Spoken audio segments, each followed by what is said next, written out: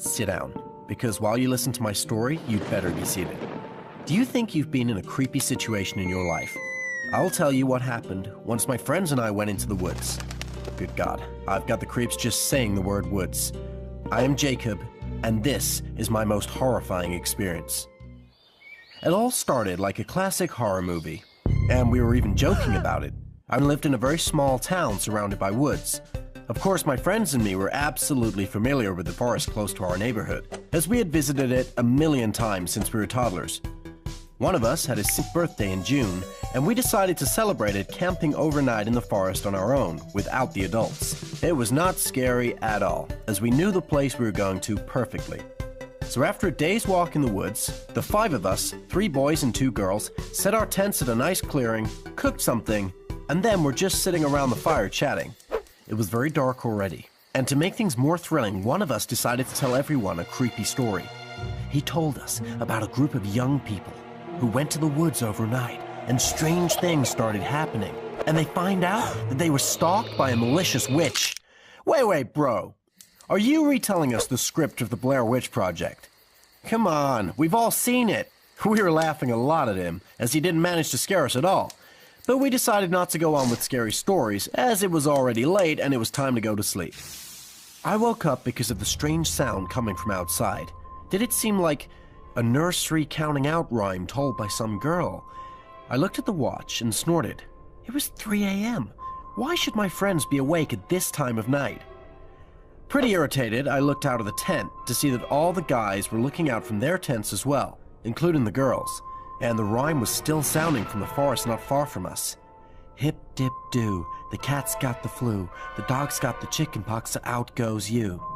I felt the goosebumps rising through my back towards my hair. What was that?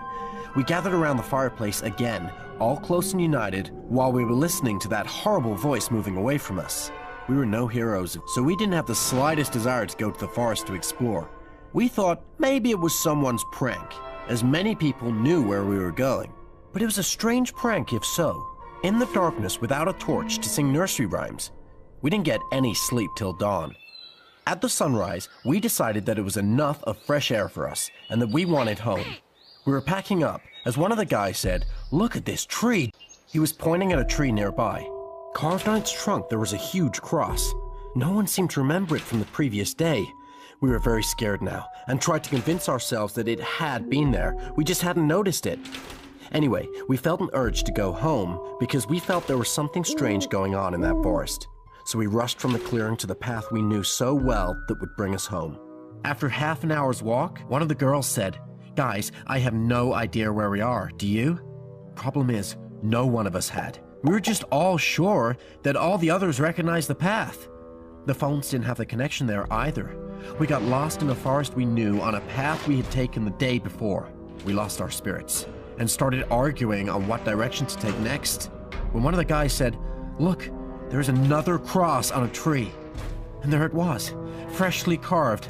Good Lord, we all screamed and ran away from that place without even considering the path. We were absolutely terrified, and the understanding that we were completely lost didn't help.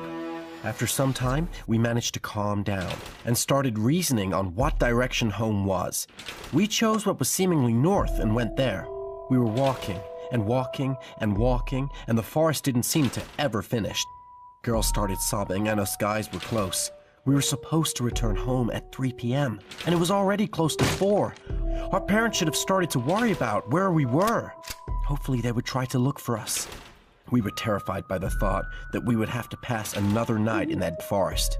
It was close to 6 when we came to another clearing and thought we would take a break as we were very tired of endless walking. It was nearly sunset, and it was wise to remain there for another overnight, even if we dreaded the idea. We divided, looking for the best place for camping, when one of the girls called us in a trembling voice, "Guys, come here." She was pointing at a setting that made us all freeze. There were remains of a fireplace. A round, burnt-out spot, obviously fresh. Worst thing was that it was surrounded by small columns of stones put on one another. Just small stone piles. And the closest tree was decorated by another cross. It looked more like some ritual place than a simple fireplace. This time, we screamed like in a good old B-movie and escaped without any direction, just as far away from that place as possible. The only thing we knew was that we needed to stick together to survive. We ran and ran, and it was the purest terror I had ever had. This time, we didn't manage to calm down and just ran ahead quickly without much thought and just exchanging brief phrases. When suddenly, nearly at the last ray of the day, I heard a familiar voice somewhere ahead of us. "Jacob, is that you?" God, at this point, I was about to faint of relief. It was my dad who came to look for us. He was startled to see us in that miserable condition as we fell out of the woods practically into his arms.